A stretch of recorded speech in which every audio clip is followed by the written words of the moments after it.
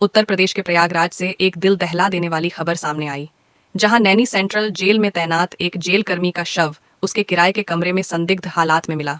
जैसे ही खबर सामने आई, पूरे इलाके में सनसनी फैल गई। मृतक की पहचान 26 साल के पृथ्वीराज चौहान के रूप में हुई है, जो कि नैनी सेंट्रल जेल में बंदी रक्षक के पद पर तैनात थे। पृथ्वीराज मूल रूप से मऊ जिले के मोहम्मद थाना क्षेत्र के उमनपुर गांव के रहने वाले थे।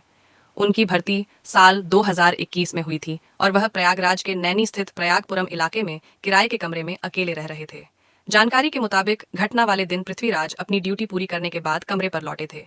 इसके बाद उन्होंने अपनी मंगेतर से फोन पर बातचीत की। बातचीत खत्म होने के बाद फोन अचानक से कट गया।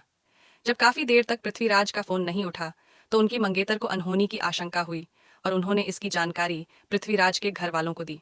जैसे ही पृथ्वीराज के मंगेतर का फोन आया, घर वालों के मन में भी डर बैठ गया, जिसके चलते उन्होंने तुरंत उसके कमरे के पास रहने वाले एक साथी सिपाही से संपर्क किया।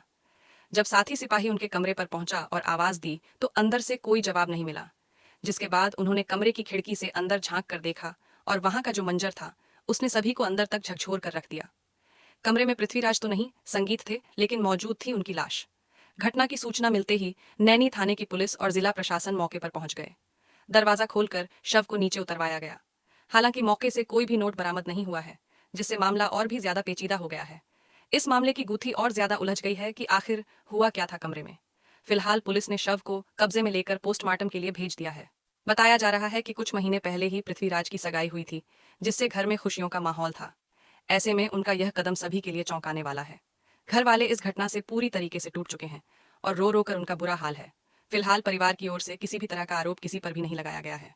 पोस्टमार्टम के बाद शव को मऊ ले जाया गया, जहां पूरे गांव की नम आंखों ने उनको विदाई दी। पृथ्वीराज इस दुनिया से चले गए, लेकिन एक हंसता खेलता युवा जिसकी जिंदगी अभी बस शुरू हुई थी, उसका इस तरह दुनिया से चला जाना कई सवाल अपने पीछे छोड़ता है। आखिर ऐसा क्या दबाव था, क्या मजबूरी थी, या फिर यह कहा जाए कि क्या साजिश थी? इन सवालों के जवाब अब जांच के बाद ही सामने आ पाएंगे। क्या कहना है आपका इस खबर पर? कमेंट करके जरूर बताएं। प्रयागराज से पंकज श्रीवास्तव की रिपोर्ट, यूपी तक।